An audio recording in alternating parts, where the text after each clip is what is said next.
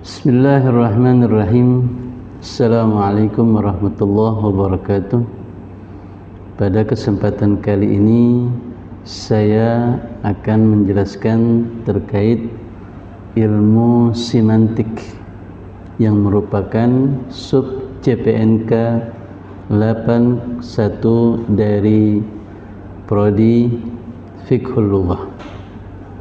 Semantik menyingkap makna di balik kata, memahami bagaimana manusia memberi arti pada simbol, kata, dan kalimat dalam komunikasi. Semantik berasal dari bahasa Yunani yang berartikan sema, artinya tanda atau lambang.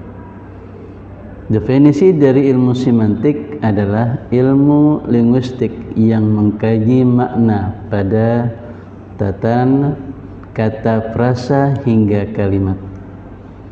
Dasar komunikasi menjelaskan bagaimana manusia memberi arti pada simbol bunyi bahasa.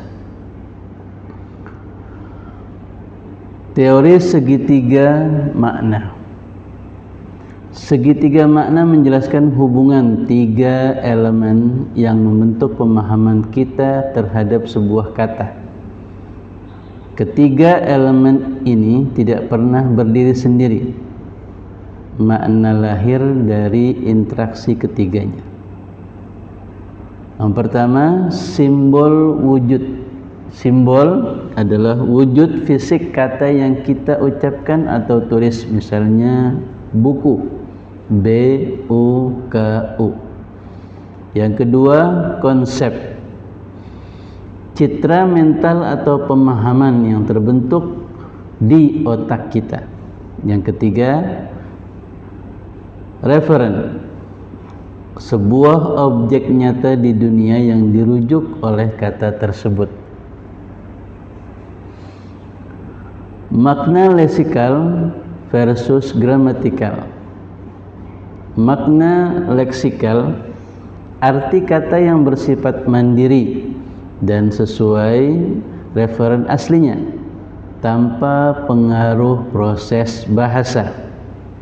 Contoh, makan, yaitu memasukkan sesuatu ke mulut.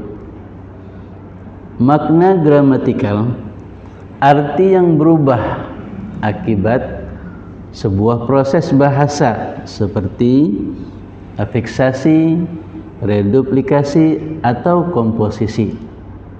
Contoh, mata. Mata adalah indera penglihatan. Ada lagi mata air. Mata air adalah sumber air dari hasil komposisi. Makna denotatif versus konotatif. Makna yang objektif, langsung tanpa nilai rasa tambahan sesuai kamus. Contoh, gadis langsing. Deskripsi fisik netral. Konotatif, makna bernilai rasa, makna yang mengandung nilai emosi, sikap, atau penilaian sosial. Contoh, krempeng. Krempeng itu mengandung kesan negatif atau bahkan merendahkan. Makna konseptual versus asosiatif. Konseptual, makna dasar yang bebas dari asosiasi luar, bersifat universal dan stabil. Asosiatif, makna yang timbul karena hubungan kata dengan situasi sosial budaya tertentu. Contoh, kata perempuan atau wanita sering diasosiasikan dengan sifat lemah lembut. Inilah adalah makna asosiatif yang dipengaruhi budaya, bukan makna konseptualnya. Hubungan antar kata dalam semantik. Kata sinonim yang pertama, kata dengan makna serupa atau hampir sama. Contoh, indah, sama dengan jelita, sama dengan cantik. Ya, ada lagi kalau dalam bahasa Arabnya ada ja'a, ada warada, ada wafada, yang semua itu adalah kesamaan dalam bahasa. Kata dengan makna berlawanan atau yang disebut dengan antonim.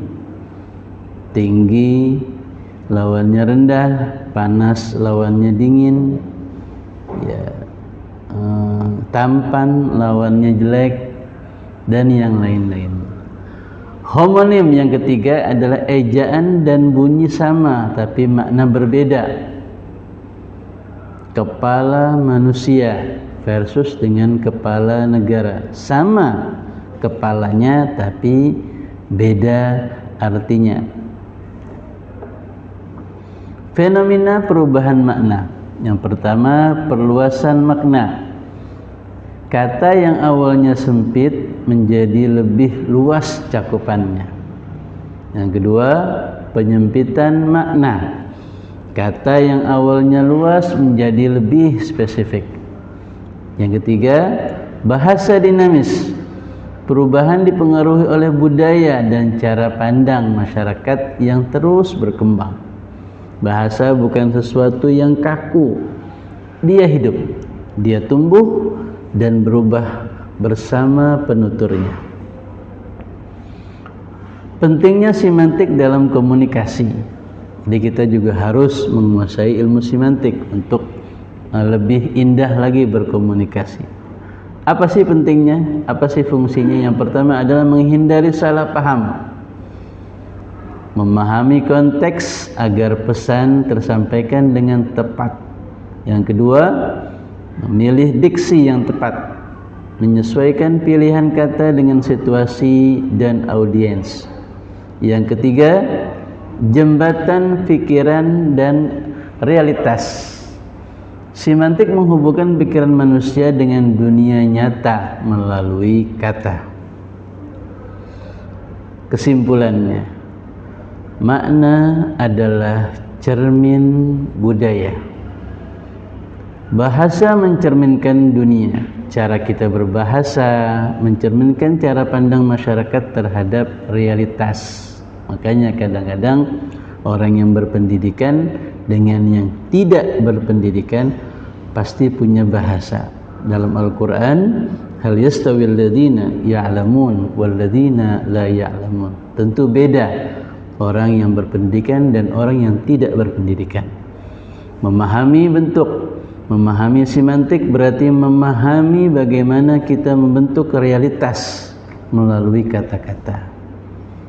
Dan yang terakhir, gunakan dengan bijak.